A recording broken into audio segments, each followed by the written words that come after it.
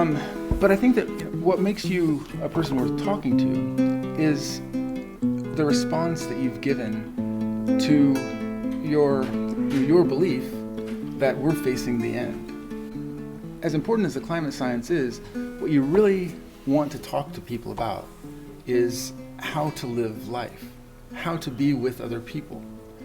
So the fact that you come at this with an ethical response, makes it different from the other kind of climate science that's out there, and I think makes it particularly worth paying attention to. And so that's why we're doing this. Welcome to Instructions for the End of the World, a conversation between on biblical heritage and climate change. Our guest tonight is Professor Guy McPherson, Professor Emeritus from the University of Arizona, a longtime climate scientist who worked in forestry and who has kind of a habit of paying attention to the intersecting forces that make problems that look simple on the surface actually very complex. So Professor McPherson's work in forestry included this standard textbook now on fighting fires in the 21st century that intersects policy and economy and ecology. And it's really rare for a scientist to get into a systematic analysis of these things. So it seems like you've always been a systematic thinker, looking at intersections between different big systems. But tonight's conversation invites you to talk not directly about the science that you study, but about the response that we have as human beings to a belief that the end is at hand. So this is the end, we're facing it. How do we live our lives? You're one of the voices that's out there to be left alone. You're a voice in the wilderness. And by that I mean, you tend to make people scatter when you start to talk. Of all the people in the world that I want to be wrong, you're at the top of that list. I really want your view of climate science to be wrong. But one thing that I think that you're absolutely right about, and that I think is very much worth discussing, is this commitment to community that you discuss as a way of adapting to or responding to life at the end of the world, as you see it. So this is we're going to be looking at the response to the end, and I also want to do some comparison between some biblical texts, which also talk about the end of the world, catastrophe of the natural world that sees the die-off of all kinds of living things. As the biblical writers look at this, the world falling apart, civilization collapsing, they're not simply struck by fear and wonder and horror, but it appears that they engage in some really profound creativity. They get to work asking, how can we survive, first of all? What can we do to thrive?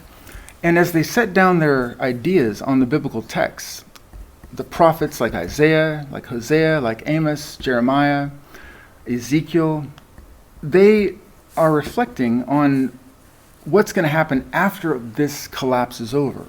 Where do we go from here? But in the meantime, they're also reflecting on what do we do in the midst of it. And these are questions that I think are very, very important to ask.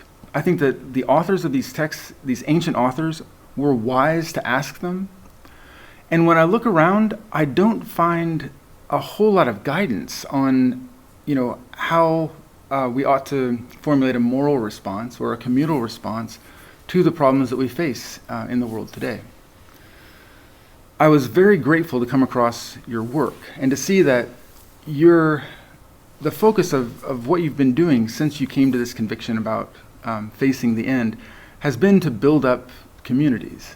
And so I see a really strong analogy between the biblical and the scientific. And so we'll be talking about that. That's going to interrupt things. Hello, Gustavo. Sorry, this is an accidental call.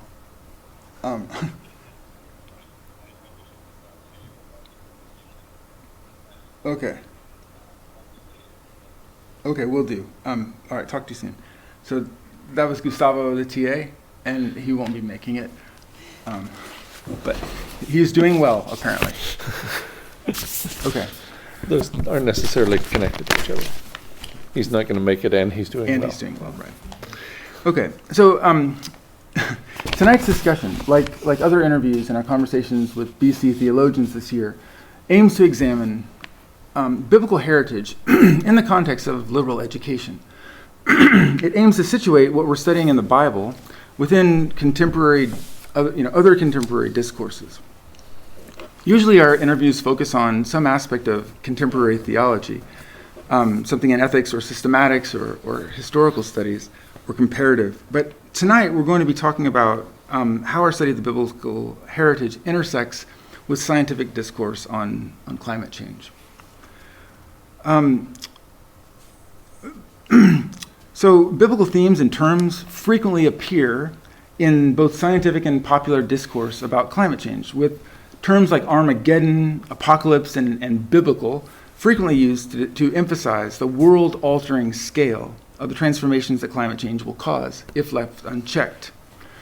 It's very easy to notice the similarities between headlines about climate change and the Bible, and Bible verses about the effects of sin and divine judgment upon the land. For example, in Hosea, we get this: "Hear the word of Yahweh, O people of Israel."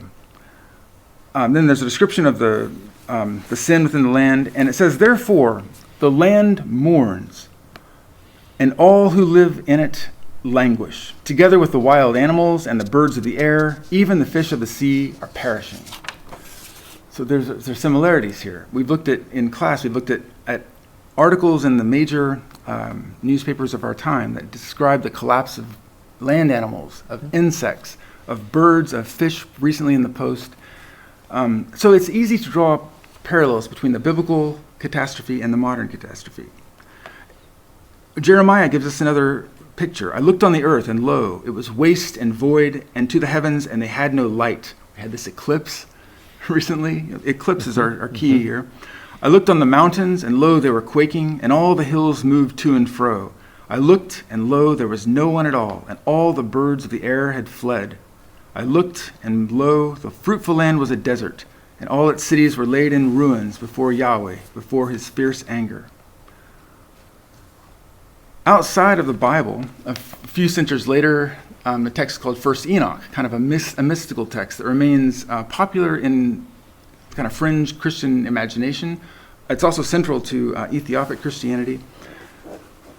First Enoch describes one of the great perils of infidelity to Yahweh as climate change. That is to say, infidelity to God brings about shifts in seasonal cycles that make it rain at the wrong time, and the sun comes at the wrong time. It destroys civilization.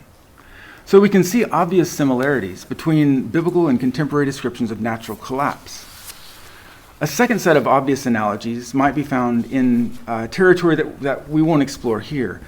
Biblical discourse on divine judgment attributes natural collapse either to sin or to God. God uses natural collapse to punish sinful peoples, and there are lots of examples of this in contemporary society. Doomsday criers popping up in the cities with placards, megaphones, and a consistent message of "prepare for judgment." That's enough. Enough said for now. The third set of analogies is the one that motivated me to bring Professor McPherson here to campus. When I turned to his writings, his website, I noticed that a majority of his recent writings were practical, ethical encouragements about how to deal with the planet's prognosis. He urges personal excellence and integrity. He urges commitment to local communities. Above all, he urges love. And borrowing from the Apostle Paul, he writes that at the end of days, when faith in politics, when faith in religious and political solutions fails, when hope is gone, only love remains. This appropriation from the Apostle Paul is really worth meditating on. I mean, if we have, you're looking at a situation in which you say we've lost hope. Maybe hope is even a toxin in our current situation. But you say that if we turn to love, then perhaps we have something that, I don't know, will it save us? What will it do? I wonder. Now, we'll talk to this in just a moment, and I'm really eager to open this to you. This response, the response in your work, Professor McPherson, reminds me not only of Paul, but also of the ancient prophets like Hosea and Jeremiah, who responded to the end of the world scenarios in their own times, the 8th century BCE and the 7th century, respectively, by instructing their people on how to live. Like both Hosea and Jeremiah, Dr. McPherson presents his own work as a correction of knowledge. This is interesting. Hosea says that without knowledge, my people are destroyed. And you bring yourself as a corrector of knowledge. But the knowledge that I think is most interesting and worth examining here is that moral knowledge that you bring. You say, in this situation, we have to learn to love each other. And in these dark times, we have to commit to each other. So these are the themes that I really am eager to explore. I have to give a disclaimer at this point, because Dr. McPherson's presence comes with some controversy. Not only are you a person with whom I hope to disagree and whose ideas I hope are wrong, but you've also made a lot of other people very uncomfortable. You've been interviewed in all the major news outlets. You've been a contributor to many, many documentaries, but you're also persona non grata in almost every context in which you appear that isn't really prepared for you. You're accused of being a charlatan, a pseudoscientist, of being in this to get some kind of personal gain. You're not driving in your lane. You're a conspiracy theorist, a 9/11 truther, an alien conspiracy. You're called all kinds of things to make the knowledge or the proposal that you're bringing distant from our consciousness. Thank you for only mentioning the nice things people say about me. You left out all the horrible things. Right. Well, so in view of that, I want to say what this conversation is supposed to be, in view of the controversy that attends this meeting. And I want to thank you for sending me a note about what I could expect as soon as I published your name. Indeed, you were a prophet, a true prophet, in the sense that he said I would get a lot of flack for inviting him as soon as people heard, and indeed I did. Did it take an hour? I think it did take about an hour. After it was I posted? think so. It's not bad. So tonight's conversation is just that. It's a conversation that is supposed to facilitate respectful, mutually beneficial exchanges of ideas. This conversation offers an opportunity to challenge and to press, to propose and to profess, but above all, to learn together. And in view of the controversy that this very, very little publicized event has drawn, I made one flyer and put it on my door. I should explain what this is and what it is not. This is a conversation about the role that biblical heritage plays in current scientific and popular descriptions of natural disasters that stem from climate change. This is a conversation about a fascinating analogy between ancient and modern writers whose production of ethical writings was motivated by their conviction that the end of all things was at hand. It's an inquiry into how human beings tend to live when we accept the fact of our mortality. It's an inquiry into the usefulness of biblical concepts like love and forgiveness, judgment and mercy, peoplehood and purpose for the unprecedented challenges that we face in our own time. This is not a forum on climate science, in which we urge a particular interpretation of the evidence, nor does your appearance here, Dr. McPherson, imply endorsement of a particular set of claims. I'm a historian, I'm a theologian, not a scientist, and I dare not recommend what I cannot evaluate. What I can tell you is that the conversation is worthwhile. So this is intended to serve as an example of hospitality, of curiosity, of mutual respect, of critical questioning, and of mutual enrichment between friends whose experience and expertise differ greatly, and who share interest in a common set of facts about the environment and in common questions about how we should live, even though our convictions about the nearness of the end or whether disaster can be averted might differ. It will not feature any final pronouncements or invitations to convert or join a movement. Now, I first met Dr. Guy McPherson where we meet a lot of folks these days online, on YouTube, in fact. I just watched Tom Hartman's documentary on climate change, The Last Hours, which is a pretty dire viewing, on how climate scientists project a civilizational collapse within this century if we don't make drastic changes to our use of fossil fuels. I was stunned, not having heard this before, and then, the autoplay was playing, and then this guy came on. And this is what he said. I can't imagine that there will be a living human being alive on this planet by the year 2030, and I suspect all of the habitat that we need to survive will be gone before that. Dr. McPherson then pointed to 6 ways in which humanity could meet its end, any one set of which would do it alone. And this was in 2015, or 4 years down the road. This past year set another record for emissions from coal-fired power plants.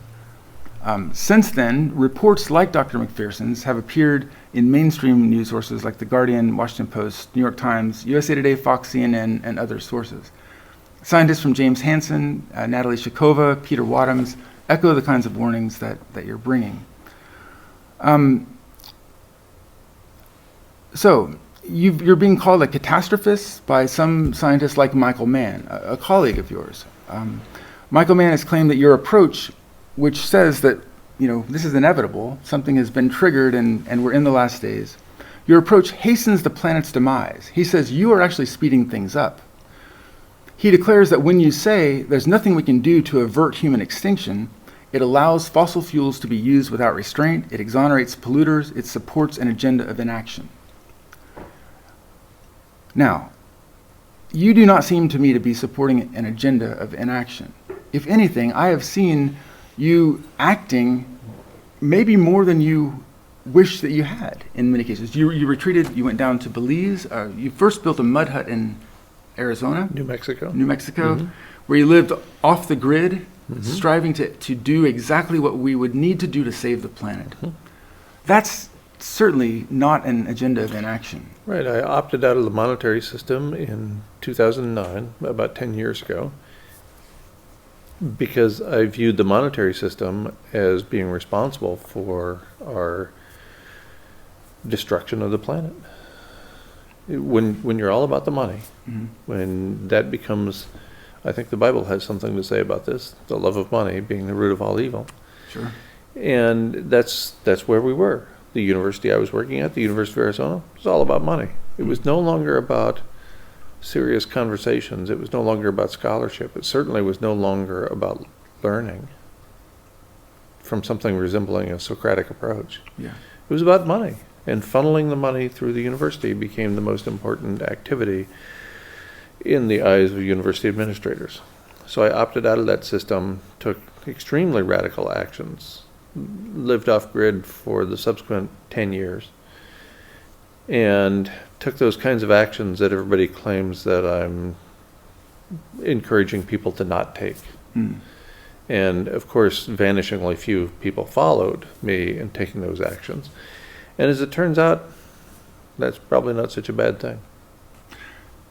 You now describe your retreat to New Mexico as a mistake, because you made it without awareness of what would happen, a much more dire consequence that might occur if everybody followed, and if we all stopped using polluting, carbon emitting things.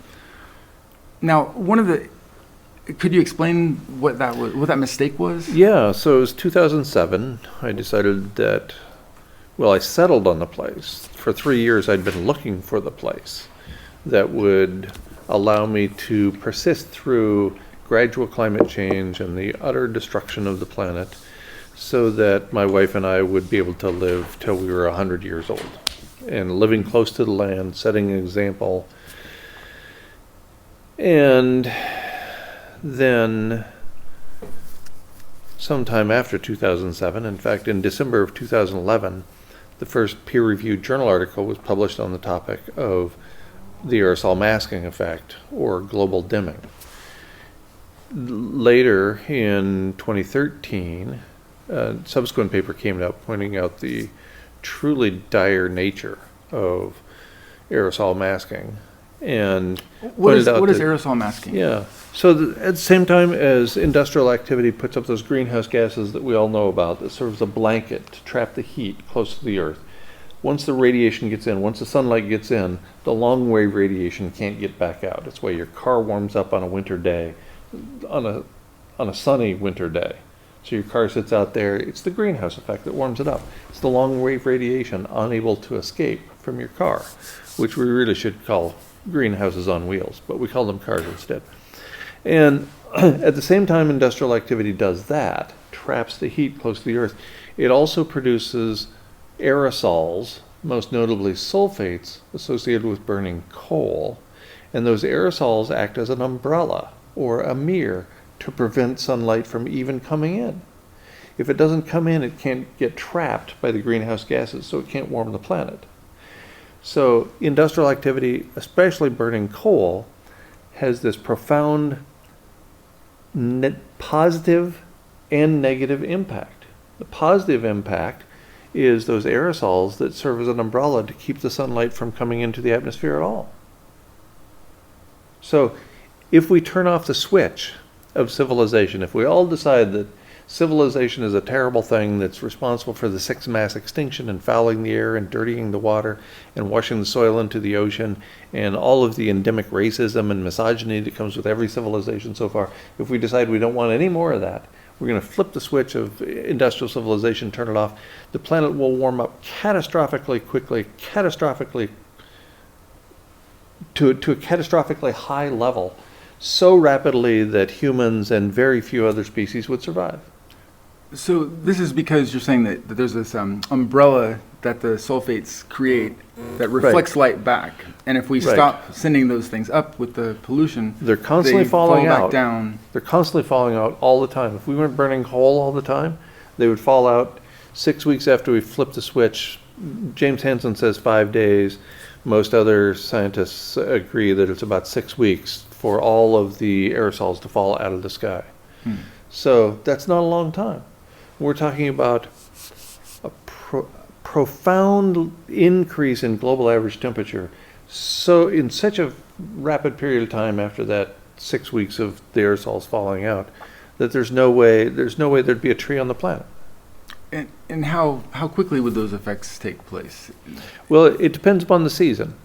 If, for example, if we decide today, we all have a global consensus that we're going to stop civilization because of the horrible things it does. Racism, misogyny, and all those other things about the living planet.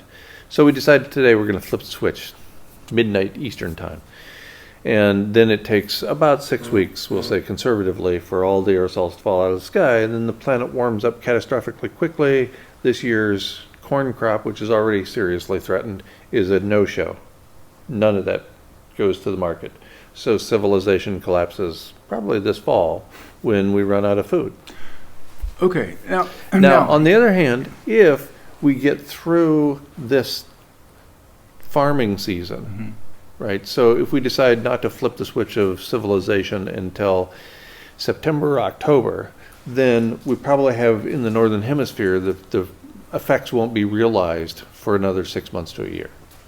Interesting. So Till the following growing season. So it really is a short-term effect that you're looking at. Oh, is this your own research? Oh, no. No, I rely completely upon other people's research when it comes to abrupt climate change. I have been studying anthropogenic climate change since the early 1980s when I was in graduate school, and published on it as a professor, including a book on the topic published in 2003.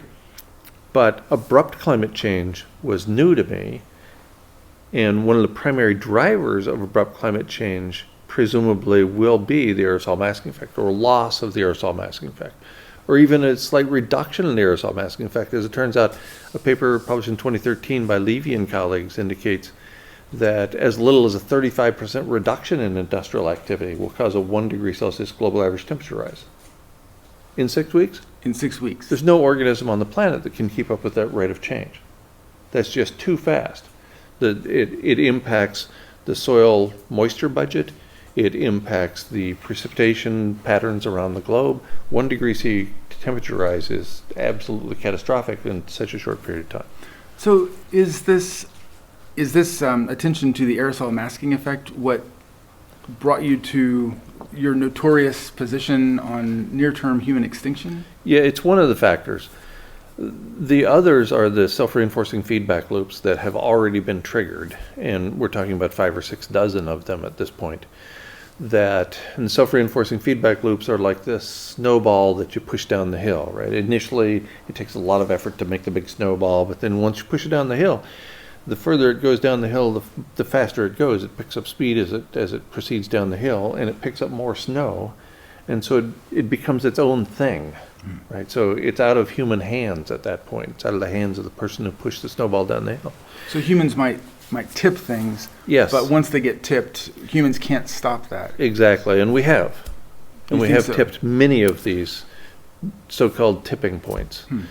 For example, James Hansen warned before Congress in 1988 that we could not exceed 350 parts per million carbon dioxide in the atmosphere. That's right. And he recommended 320 would be safer.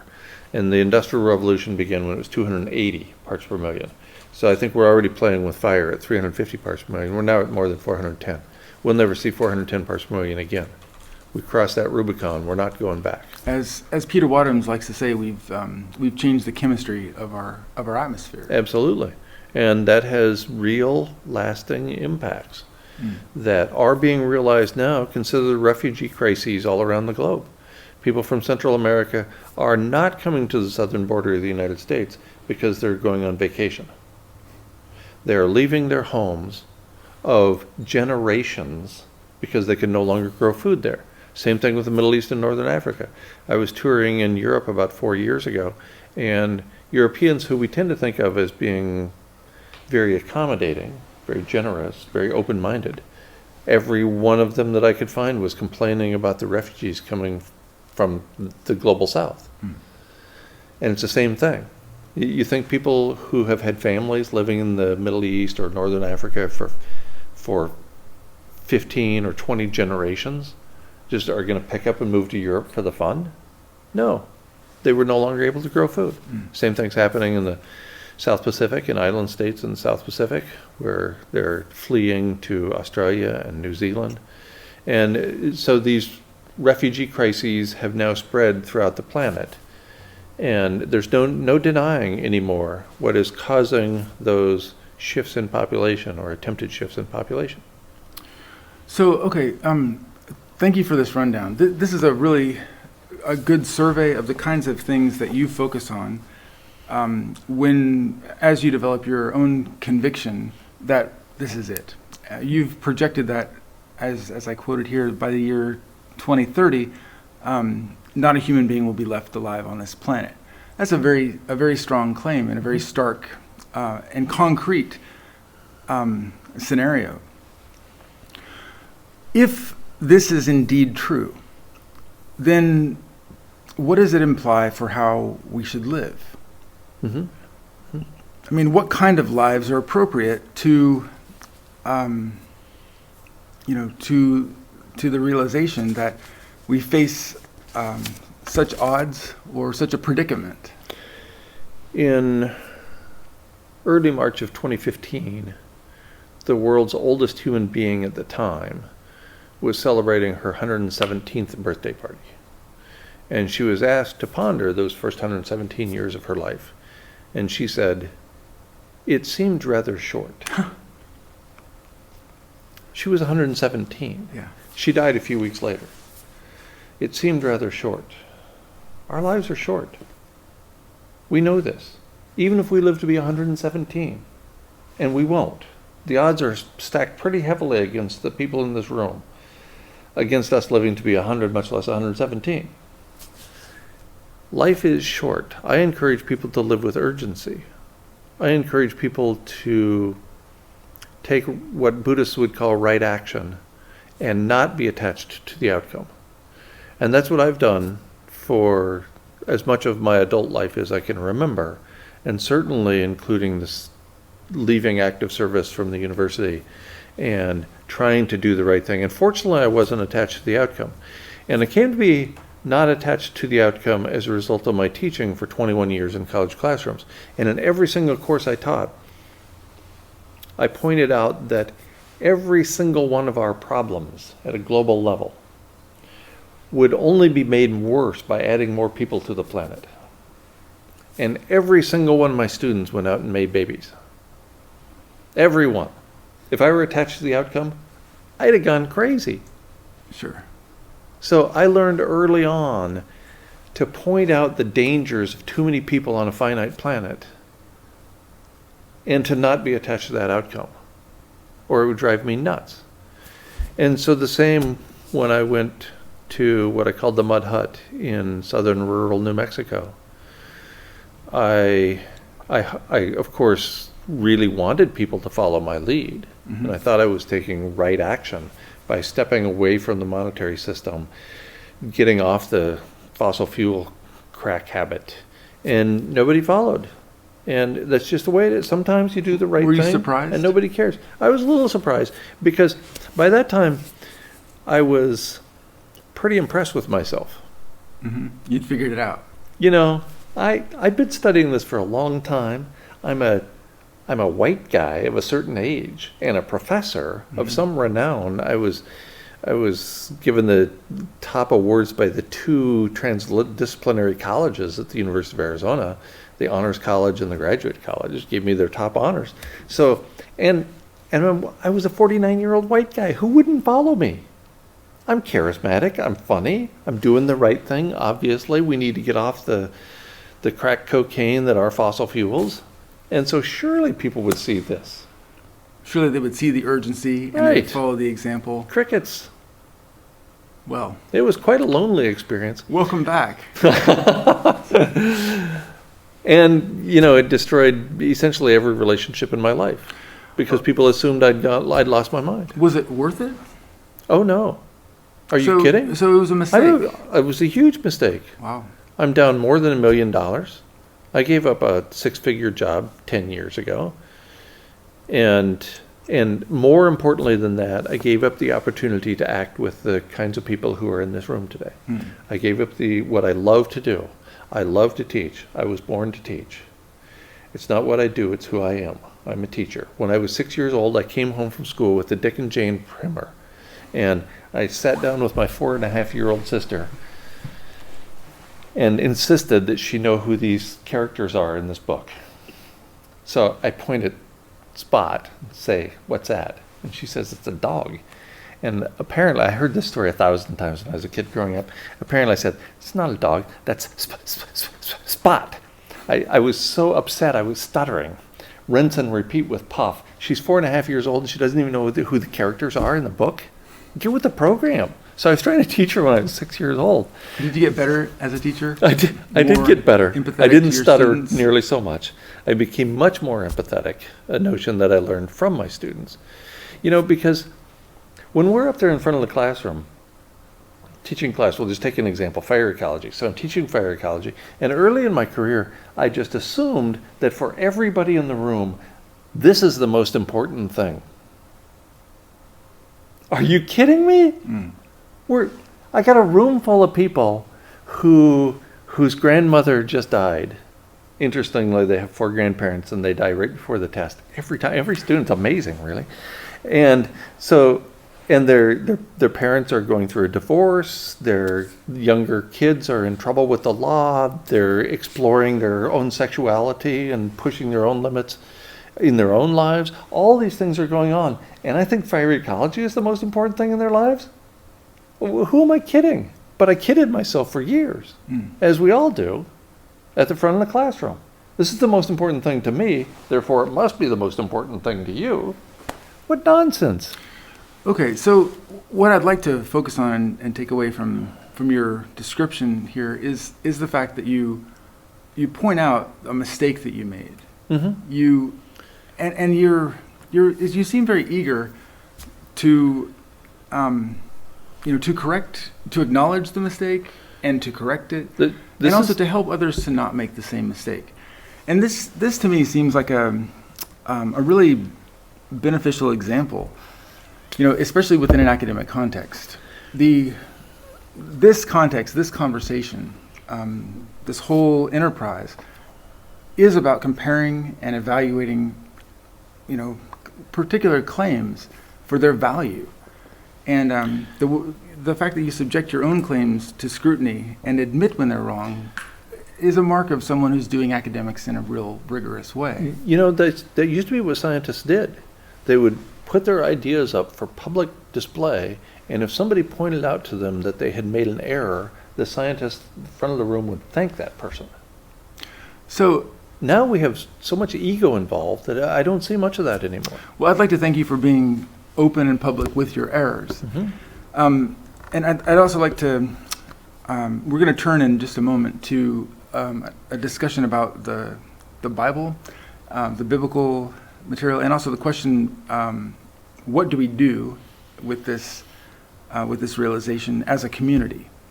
But I'd like to spend 2.5 minutes now taking a look at your interview with Bill Nye, Mm-hmm. just to put up on the screen who you are to people off campus in the broader world of climate scientists.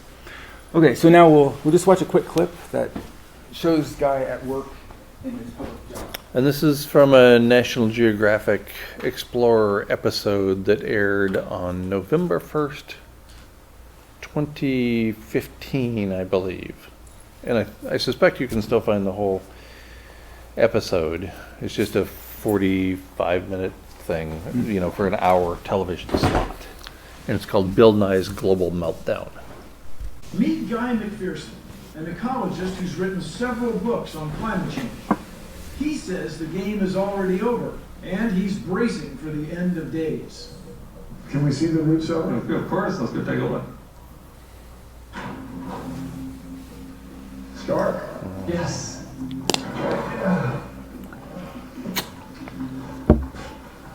So here we are in the land of the canned goods. In 2007, Guy saw the writing on the wall and went all in prepping for doomsday. He left his tenured professorship and moved with his wife Sheila to a remote stretch of southeastern New Mexico, where he hoped the abundant natural resources would insulate them, at least for a while, from accelerating climate change. I was doing primary research on climate change since I was in graduate school in the mid-1980s. So I've been studying this issue for quite a long time. Climate change is outstripping the ability of organisms to adapt. They cannot adapt quickly enough. So it's not that we will die because we're not an adaptable species. We are. The problem is all the other organisms that we depend upon for our lives, for things like food, are going to die. So how long do we have? When's the day? I can't imagine there will be a human being on the planet in 2030. I think habitat for humans will be gone before then. So you think in 15 years there'll be enough habitat loss that everybody will be wiped out, you and your wife included? I believe that's the case, yes. So what's the evidence? The really important one is methane leaking out of the Arctic Ocean. The warmer it gets, the more methane is released. Methane is a gas created from the breakdown of organic material, like our food garbage at the landfill. In the Arctic, a huge amount of methane has been trapped beneath the permafrost for millennia. As the world gets warmer, it's very reasonable that this methane will be released. Methane is a much more powerful greenhouse gas than even carbon dioxide. And if huge amounts of methane are released, the world will get warm extraordinarily fast. How are you going to die? Is it you going to starve to death? I'm serious, are you going to die of thirst? Well, it might be the inability to get the dust out of my lungs. Or it might be starving to death.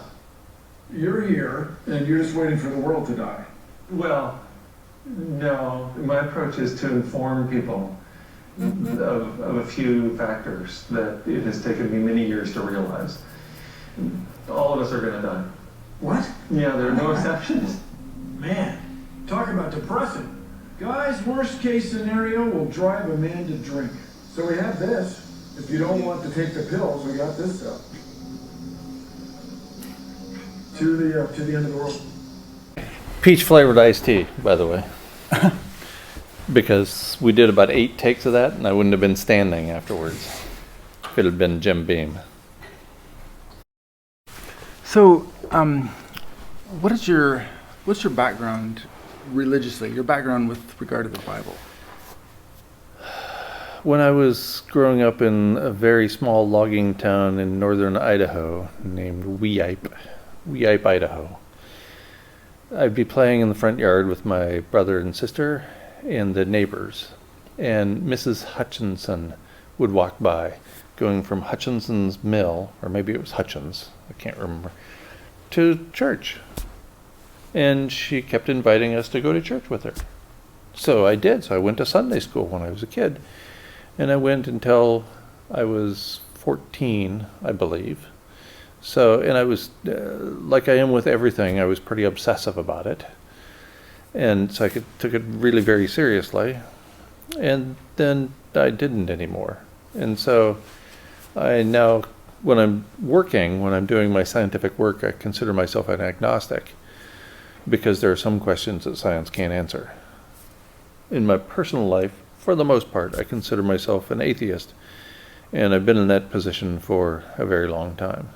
So I have this little bit of religious background going back to probably between the ages of 8 or 10 and 14, something like that.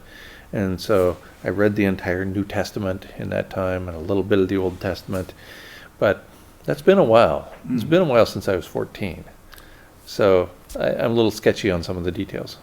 But you're familiar with it. You're sufficiently familiar to, appropriate this really lovely phrase for your book, "Only love remains." That came to mind. Did you know that you were pulling from the Bible when you looked at that? No, I didn't know that until you sent me some notes yesterday, actually. Right. So it seems like this notion, even the words of Scripture, are alive as part of your consciousness. They got there somehow. They've been informing. Where in your memory did that thought come from? The only love remains? Yeah. I don't even have, it's been so long since I began using that phrase. 6 years ago, 7 years ago, I don't remember what inspired it or why I started using it, except that I knew by that time.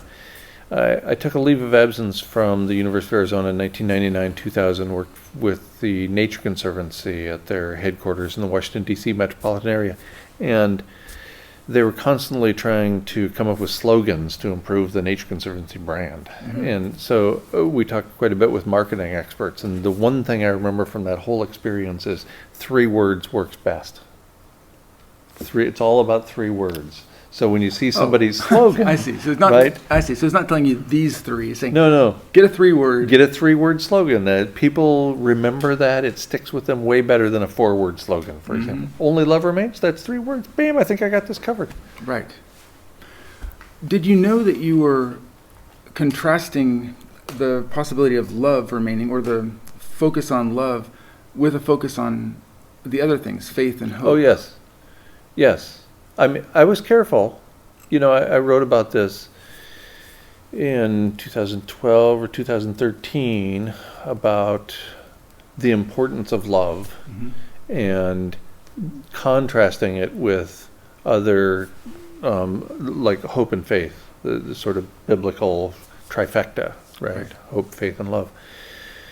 And the more I think about it, the more the differences couldn't be more pronounced. It's really stark for me. For example, a serious, lasting relationship requires love, which requires honesty. Hope seems like the opposite of that to me. Hope seems to be dishonest much of the time. We hope for a future that we don't know anything about. If the future looks particularly bleak, as I think it does, then hoping becomes wishful thinking. And that's a lie. To tell myself that the future is always going to be better than the past, that something good is right around the next corner, and I don't do anything about it, I just wish for it, then what does that mean? It doesn't mean anything. So you're saying that hope can actually be a barrier to our thriving. Yes. It sounds like. Yes. Because we're constantly deferring our engagement with the world to the future. Yes, and Putting it off into hoping that hope. somebody makes it turn out fine. Yeah. You know, we don't take action when hope really is wishful thinking. Hope is giving up agency in light of the future to come. That's interesting. So I'm going to defend the motif of hope just by saying that the particular version that you're describing is different from the version that I see the Apostle Paul using. Because for Paul, hope is not, or a hope that's kind of vaguely out there hoping for something better is vacuous. It's empty. It doesn't mean anything. I think he would agree with you insofar as I'm a faithful interpreter of Paul. I think that he would agree with you regarding those forms of hope that distract from the present. But I think that Paul, the strength of Paul's concept of hope is that it's about a very specific thing. Paul is telling the community, you're going to be okay. And here's the hope that you have. Jesus is going to come back, and he's going to protect our community, and he's going to deliver it from this terrible, terrible time that's coming.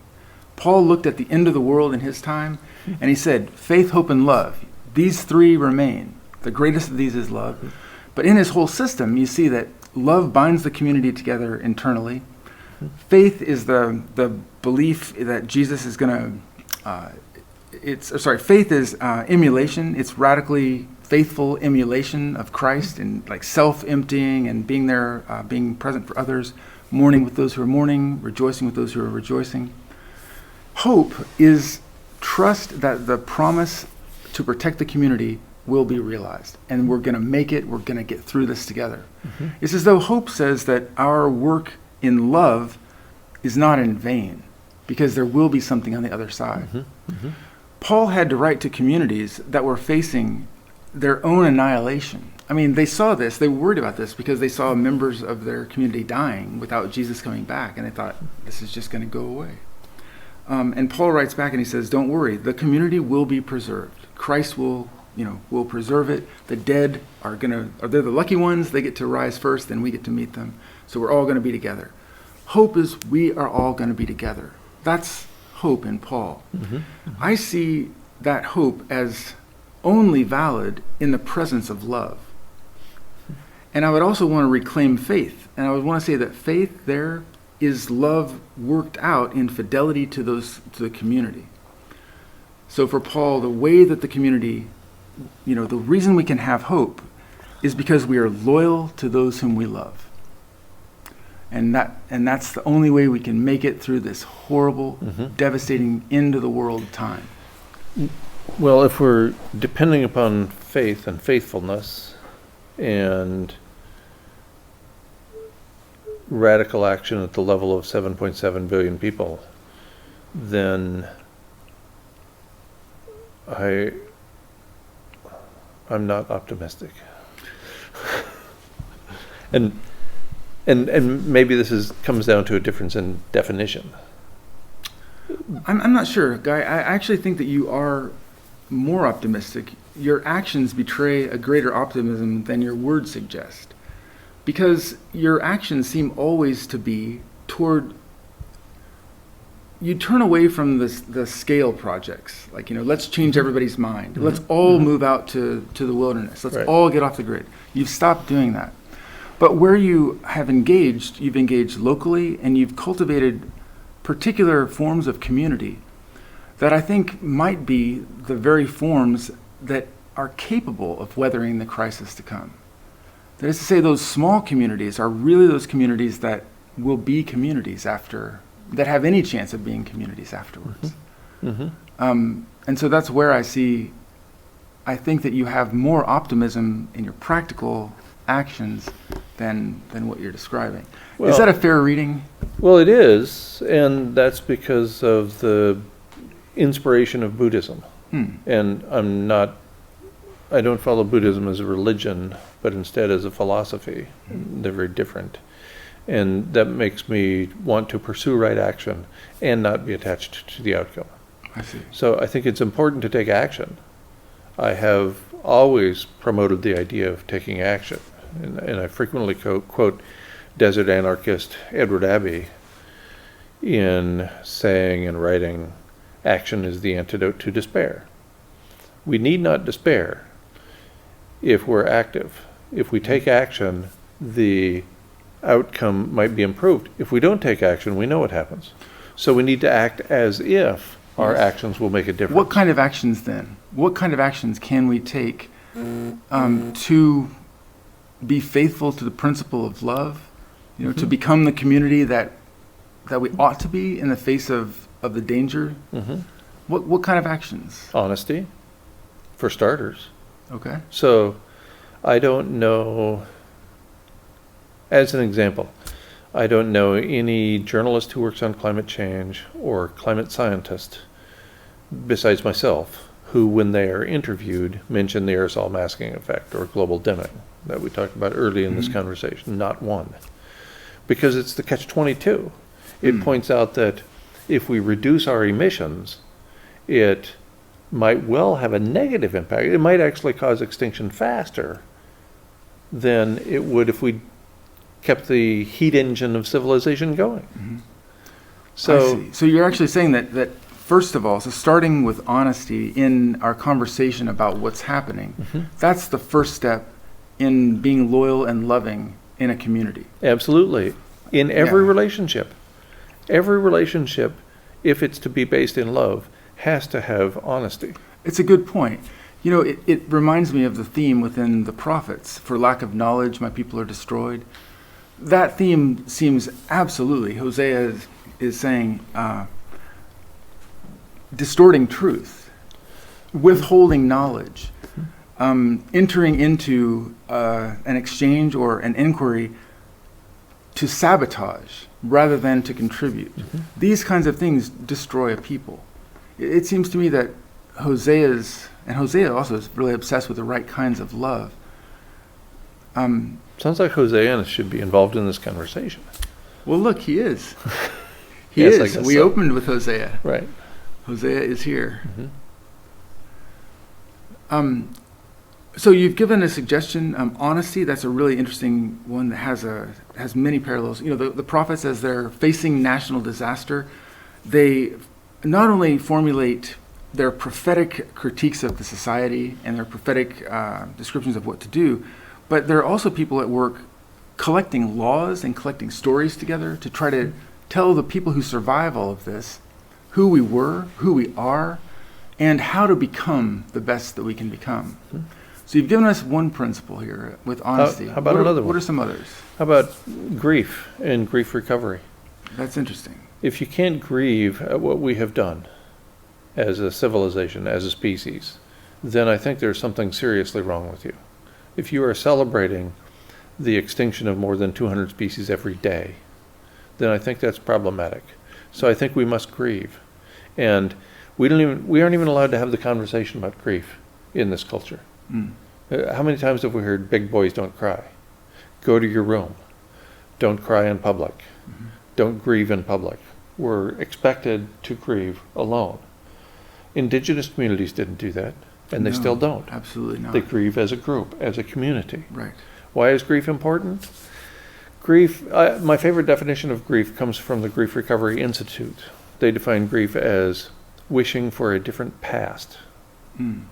So when you grieve the death of somebody or divorce or separation for some reason, you are really wishing that you had done something different in that relationship. Yeah. You are wishing for a different past. Something went wrong. Now this person is no longer in your life, and you can't complete the relationship because of your lack of honesty, perhaps? Because something got in the way, so you didn't interact with them in the way that you now see you could have, and it would have been better. You could have completed that relationship. So I think grieving is hugely important. And grief and grieving and death and dying and sex and bodily functions, those are the things we just don't talk about, even though they affect every single one of us every month of our lives. Grief is a really interesting one, principle to bring up in view of what it requires. In order to grieve, we have to be open about our loss. traditional grieving puts all of the loss on the table, and it demands that everyone publicly acknowledge what we've lost. The wailing, the displays, they all seem to have an effect that's healing to the participants. And you're right, we really don't have fora in which to perform that which begs to be performed. We only allow certain emotions to be exhibited. That's it. And so somebody has a great day and they're happy and everybody's happy for them, and that emotion is fine. Yeah. But you aren't allowed to cry. You aren't allowed to be sad. You have to do that on your own. Go to your room. You're saying if we could be better at doing that together, that would strengthen the communities How could that it we not? need to be. Yeah. How could it not? Really? Well, okay, I'll tell you how it could not. This is the response that Michael Mann say. I think that they would say grief is a hindrance. It makes us more prone to inaction than to action. If what it makes us do is focus on what's lost and focus on the past and not look forward to what we can be doing to, get through this. That's what they would say. Yeah, is the perhaps. harm. And I'm all about living in the moment, and I'm all about completing relationships too. And some of those relationships that are in our past hinder our ability to act appropriately today. Yeah.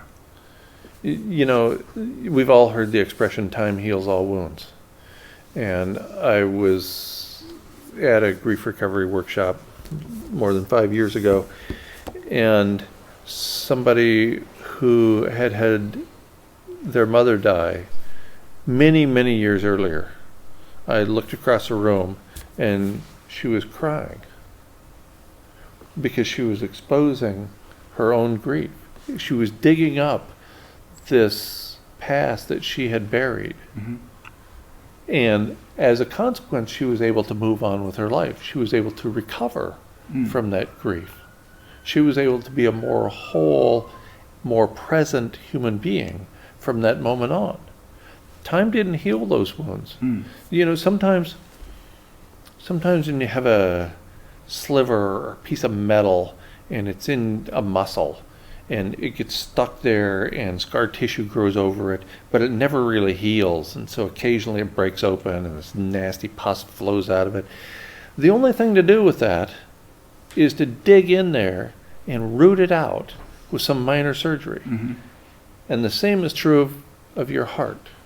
When you have the splinter in your heart, it's the same thing. Sometimes you have to dig in there and root it out and expose your own emotions and to cry in public and everything so that you can move on with your life. So that's the kind of thing that you're saying needs to happen for, it needs to happen not just for individuals to grieve, but for communities to grieve as together. well. Yes, individuals, families, communities. In fact, most of my recommendations apply only at those levels. Yeah.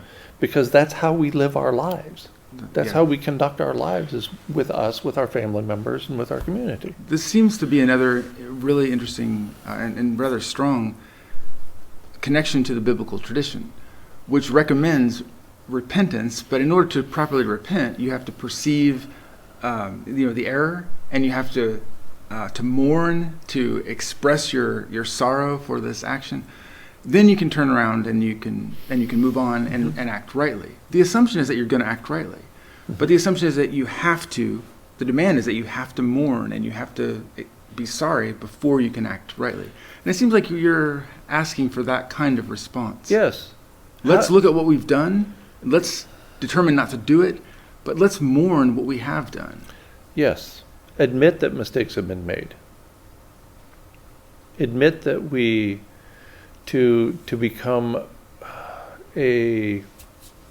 to get over the loss, to root that loss out and expose it to the light of day, is to find redemption in the love that follows. I would say that's quite consistent with biblical heritage. I wish I knew more about that. Well, we're here to learn from each other. I'm certainly It grateful was for 45 years ago that I last delved into the Bible. So, Yeah. Well, I'd like to open this up for questions and greater conversation from the students who've come here, and so I welcome you guys to ask any questions that you have.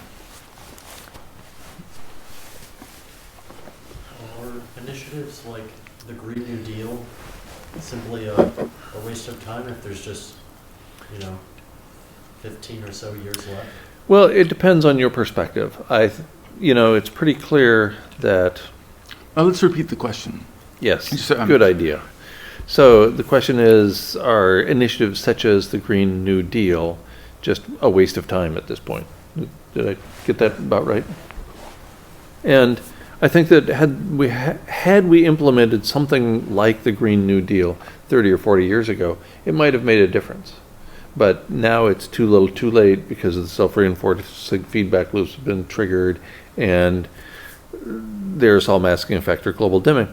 And so now I see it more as greenwashing. It's a distraction to make people, again, to make the voters think that somebody else is fixing something. And it doesn't involve action by us as individuals or families or communities. It's just something that big government is going to take care of for us. So I think it's too late. So that's one way of viewing those kinds of initiatives. Another way of viewing it is that it's taking right action. And again, not being attached to the outcome. So depending upon how far the Green New Deal goes, what the expectations are, what the legislation that's actually involved, maybe it could turn out to be a good thing. Maybe it would affect society at a large enough level that it would bring some of us together as human beings. And so it might do some good. In which case, it certainly is better than the status quo. The status quo has, for your entire lives, been utter catastrophe, ongoing and in the works, in the future. So, it's almost certainly better than anything we've done in the last 40 years. Is it enough? It would surprise me. Is that a reason to abandon it? I'm not sure. I haven't looked at the details. And that's where the devil might lie. Or the angels too. Other questions? Yes. So you mentioned that hope is kind of like wishful thinking.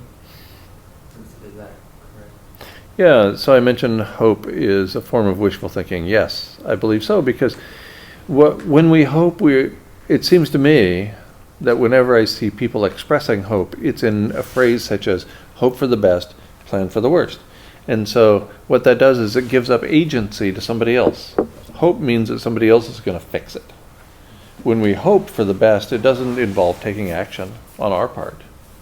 So do you see, if love is the only thing that remains, is there a way for people to be attached to the outcome as well as have love?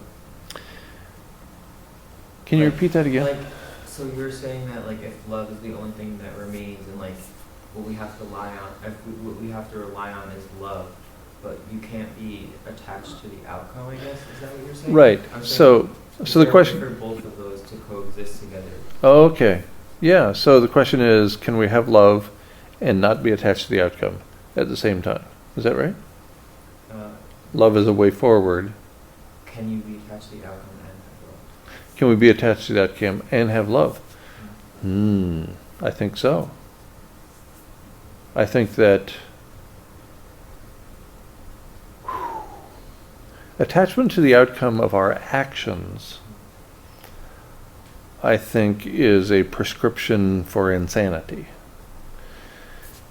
Attachment to the outcome of our love is a prescription for an even greater insanity, the one known as unrequited love. I'm pretty sure the Bible has something to say about that. Well, unrequited love is not as much a theme in biblical literature, because I think the unrequited love has more to do with the kind of cultural expectations and emotional needs that accompany a more individualistic society. So a society in which the individual is aware of their desire as something to be fulfilled, and the pursuit of that fulfillment as a virtue is going to valorize the pursuit of love even when it fails. And so unrequited love is kind of a romantic position in which to find oneself within a modern individualistic frame. But I think that in the ancient frame, and this is something that really intrigues me about the usefulness of the biblical text for our time, the ancient frame doesn't assume the individual as the primary unit of society. It assumes a people. And when individual sinners become the focus of biblical narratives or biblical laws, their sins are understood to be a symptom of the greater health or the greater illness of the society. And it seems to me that there might be something useful in that kind of approach, because it makes us look at transgressors as people for whom we're responsible. We're required to heal the people, which includes everyone here. The only way to avoid responsibility for the people with whom we share a community is to get them out of the community. Right. Because it's the community itself that has to be protected and nurtured and grow as an organism, not the individual as the primary organism. And this is what indigenous bands and tribes did so well, is treat the troublemaker, the person involved in the wrong actions, to treat them as still a member of the tribe, not to lock them up, but to help them heal as a community. I don't see much of that in this particular version of society. This particular version of society leaves us very much alone. It's very easy to be abandoned and to feel isolated. We have some friends, some Chinese friends, who describe their return from. They now live in San Francisco, and every time that they come down on the airplane from China, from Beijing to San Francisco, my friend describes that descent as a descent into loneliness. Because they know that when they land in America, a different pattern of social behavior will meet them, in which they are in their homes by themselves much more frequently than they're with others out in the world. And that's a painful kind of re-entry. No kidding. Wow. So other questions? Nanchun. Yeah, you talk about the importance of love, and I agree with you. I believe I can benefit from love from the others, and the others can benefit from my love. Maybe benefit is not a perfect word, but you know what I mean, yeah. And that works perfectly for, no more days. But what do you think, like, how love can specifically help us to solve the problem of the end of the world? So how can love help us solve the problem that is the end of the world? How can love help? Being together, it's a good way to live, but I'm not sure how would that exactly help us. Right. I don't think it necessarily will. I think it will help us as individuals. I don't think it will help us necessarily solve problems, although it'd be great if we actually exhibited love for each other instead of, bombing villages. So that would be nice.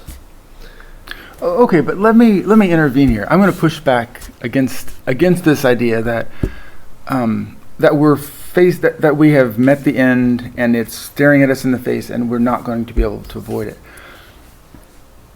I like to say that this predicament is one for which no individual has a solution. Nothing that any individual proposes appears to have, to be scalable, to have the effects that we really need. But what's impossible for an individual to imagine, or what's impossible to imagine for an individual, might be possible to imagine a people that's committed to each other, a people that is sincere in their commitment to examining every fact that's before us, and a people that's committed to a sincere discussion about what we face and about what our responses to that.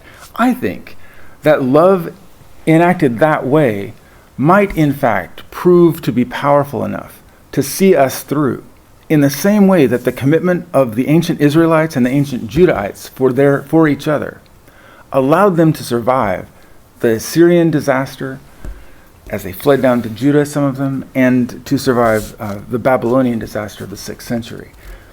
I'm struck by the fact that those who wrote the biblical text that we have, Ezekiel, Hosea, Isaiah, Jeremiah, they, I bet, did not expect to survive. And I'm thinking that all of the events in the life of Ezekiel, all the visions and the raptures and, that stuff, the valley of dry bones coming back to life, I think nothing surprised Ezekiel in his life nearly as much as discovering himself alive after the Babylonians had taken everything and destroyed everything. He found himself alive, and that was the miracle, after which all the visions were kind of easy peasy. And I think that scenario is one that I think at a minimum ought to be considered viable. We don't know how it would happen, but who knows? If we really got down to it, who knows?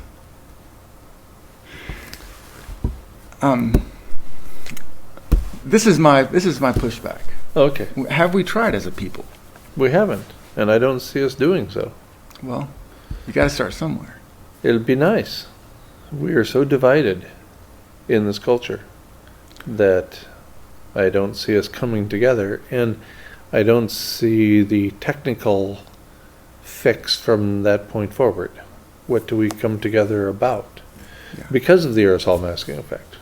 So we can reduce emissions, but that comes with the inconvenience of also reducing the aerosol masking effect. Yeah. But what you're saying actually points to something to work on. Mm-hmm. You're saying, hey, if we admit all this stuff, if we're honest with each other, if we commit in love to a solution and work on all the facts we have, you're saying we would be keeping the aerosols in the air while at the same time we're drawing down CO2. Right. And that would be a solution that might actually get something Yes. done. But if we don't talk about what's actually happening, then we're never going to ever Right. break these kinds of If we're cycles. not completely honest, if we Yeah. only tell one half of that two-halved story, Mhm. which is mostly what I see in the corporate media, Yeah. then we're not going to make any progress.